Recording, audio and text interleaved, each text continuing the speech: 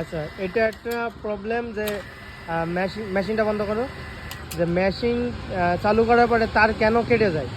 ঠিক আছে, এই তার কাটার একটা ইয়ে আছে, যখন ব্লেডটা মাঝখান থেকে ফাঁকা হয়ে যায় অথবা ধার হয়ে যায় তখন কিন্তু এই তারটা কেটে যায়।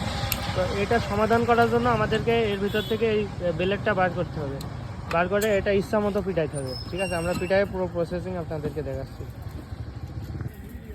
ঠিক আছে, এটা আমরা এখন ইচ্ছা মতো গণধুলাই দেবো, গণধুলাই দিয়ে এটা ঠিক হবে। এদিকে ব্লেডটা এই যে কেন কেটে যাচ্ছে, এইটাই এই যে এখানে ব্লেডে কিছু ধার ধার হয়ে গেছে, এটার কারণে তার কেটে যাচ্ছে। তো এটা পিটায় ঠিক করতে হবে। তো এখন চলছে ইচ্ছা মতো গণধুলাই। ঠিক আছে, এটা পিটাতে হবে এমনভাবে যে দুই কল যাতে বেড়ে যায়, মানে যতটুকু এই সিলাইটের যে অংশটা থাকে যতটুকু সাইজ তার থেকে যেন দুই কলে অনেকটা বাড় হয়ে যায়। এটা আবার কি ম্যাশিং করে না, ওই ম্যাশিং দিয়ে আবার ঘষতে হবে, এটাও দেখাচ্ছি।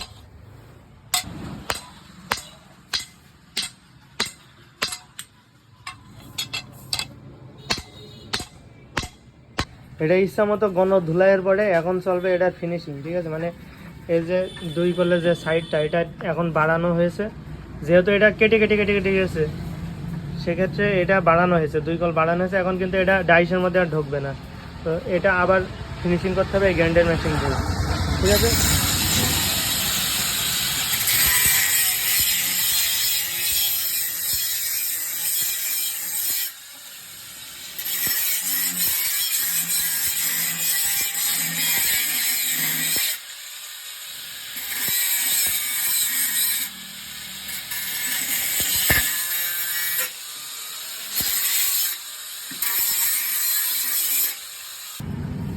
এটা যখন ঘষা হবে মানে এই ডাইসটা যে সময় এখান থেকে ফিনিশ দেওয়া হয় এই সময় মাথায় রাখতে হবে যেন এটা আবার অতিরিক্ত না হয়ে যায়। যদি অতিরিক্ত ঘষা হয়ে যায় তাহলে কিন্তু আবার হলা হয়ে যাবে, মানে ধলা হয়ে যাবে। সেই সময় কিন্তু আবার তার ভিতরতে পেঁচাই পেঁচাই বেরোবে, তখন আবার তার কাটবে না ঠিকই, কিন্তু পেঁচাই পেঁচাই এই মালটা শেপ আসবে না। তো এখন আবার সেই আগের মতো এই যে এটা যদি আমরা না ঘষতাম তাহলে কিন্তু এই ডাইসের মধ্যে আর মালটা ঢুকতো না।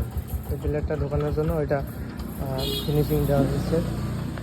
এখন আবার তার কাটলে সুন্দরভাবে বেরোবে।